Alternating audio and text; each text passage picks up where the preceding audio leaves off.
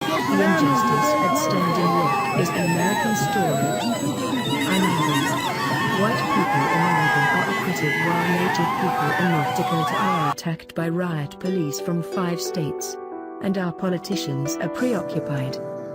Every preposterous and painful image from North Dakota is another reminder of injustice, the massive military-style police occupation of Standing Rock Treaty lands, the rush to protect the frantic construction schedule for the Dakota Access pipeline, and the brutal law enforcement march against people who are fighting for the simple idea that water is life.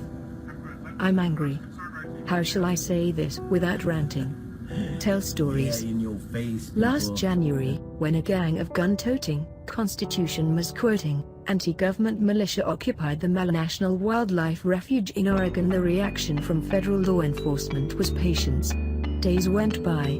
Oregon Governor Kate Brown, sounding very North Dakota-like, urged the federal government to crack down on the radicals before more arrived. The lands involved were Paiute lands.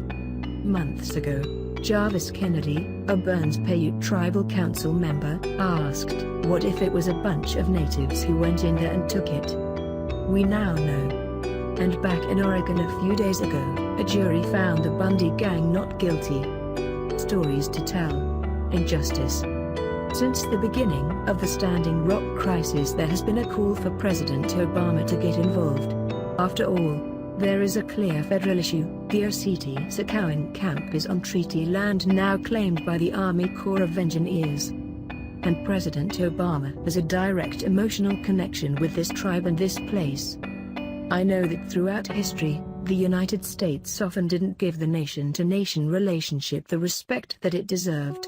So I promised when I ran to be a president who'd change that. A president who honors our sacred trust, and who respects your sovereignty, and upholds treaty obligations, and who works with you in a spirit of true partnership, in mutual respect, to give our children the future that they deserve. How could he have done that?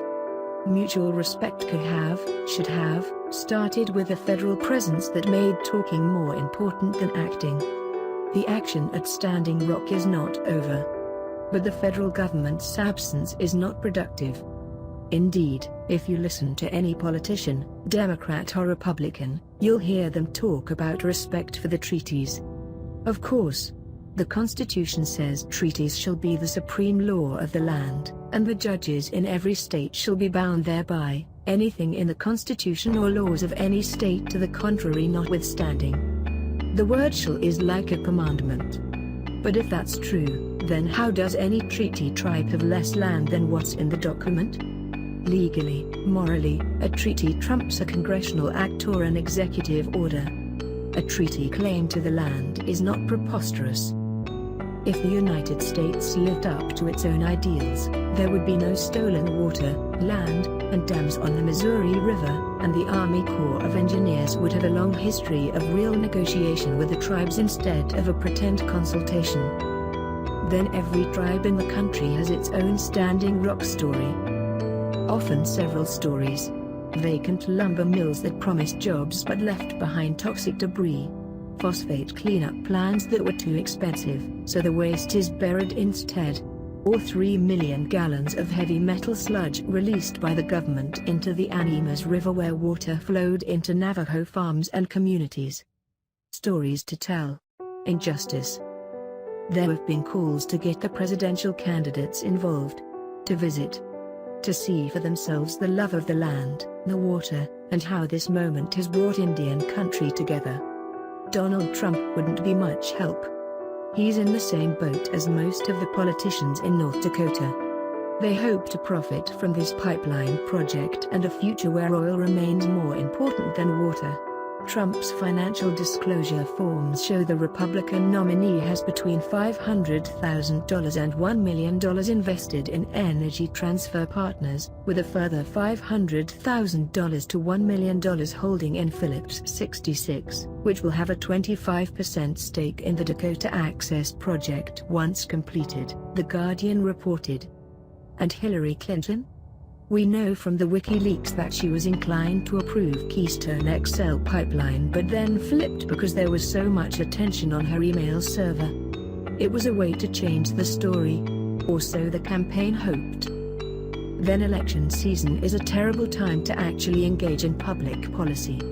Campaigns should be talking about issues and what they might do, but not when that decision is influenced by money, large voting blocks, and an intense election schedule.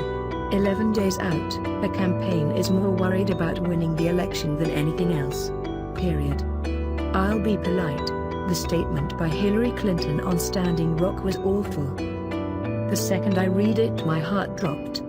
I can see this being crafted at a table where folks weighed in from a variety of constituent groups, and the writing was designed to not offend. Secretary Clinton has been clear that she thinks all voices should be heard and all views considered in federal infrastructure projects. Now, all of the parties involved, including the federal government, the pipeline company and contractors, the state of North Dakota, and the tribes, need to find a path forward that serves the broadest public interest. As that happens, it's important that on the ground in North Dakota, everyone respects demonstrators' rights to protest peacefully, and workers' rights to do their jobs safely. So in the spirit of reconciliation, Energy Transfer Partners put out its own statement: all trespassers will be prosecuted to the fullest extent of the law and removed from the land. There is a schedule to keep. Investors have been promised the pipeline will flow with oil soon. No matter what. Another story to tell. Injustice.